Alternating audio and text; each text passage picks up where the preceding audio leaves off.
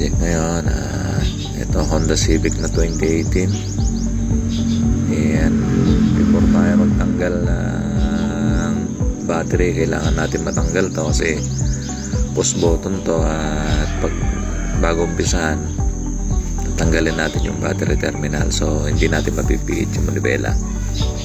So ayan yung kanyang panel control. Yan, unahin natin yan. Pero yan si Master Abel, magawa na. Ubas muna tayo at i-video natin muna para magal-tagal ng konti. At sabi nga nila para humaba yung labor. So ayan, katikutan muna natin. Yun, ang angas talaga ng sakyan na to. Ayan, balik tayo sa loob. Ayan, dahil hindi ganong familiar sa atin to, so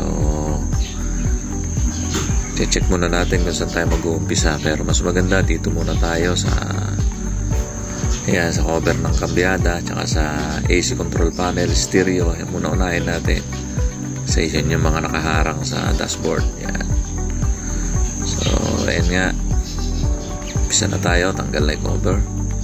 Ayan yung kanyang AC control panel, may isang socket dyan.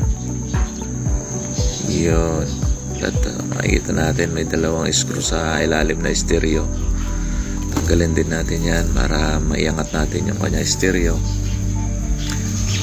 May bracket po pala ng mga wire dyan, so tatanggalin muna natin yan after nun. So yan, ito po yung kanyang sa panel gauge naman. May cover sa ibabaw, wala tanggalin. Yun, yung kanyang mga harness yan, natanggalin din yan. Yun, kunting tiyaga-tiyaga lang, medyo masikip talaga yung area. So ayan, natanggal na natin yung kanyang control panels. Basta natin mabuti, bilangin natin yung socket na tinanggal natin. At kung kinakailangan mag-marking tayo, mas maganda po kung mag-marking para hindi tayo malito. So ayan, nakatanggal na nga yung control panel. Ito, tatanggalin naman natin itong socket ng hazard na to. Ayan, push button, switch. Ayan, may nakaklip lang yan guys, di hila lang yan. So ayan, tanggal na kanyang shifting cover. Ayan, dahil wala naman nakasabit, so tanggalin na natin yung panel gauge. Ayan, tanggal na nga, dihila lang yan, may tatlong screw.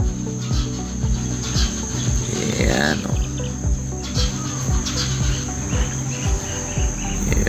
Ayan, dahil express tayo, wala nang nakasabit, iangat na natin yung dashboard.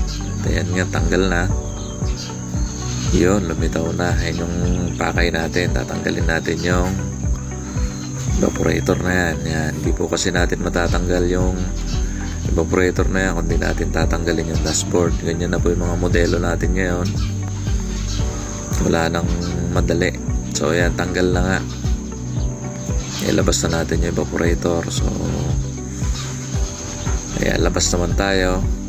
Bago natin matanggal pala yung evaporator, may dalawang bolt dito na naka-attach dun sa panel. So yan yung mga cover ng wiper, tinanggal din natin para ma-access natin yung dalawang bolt.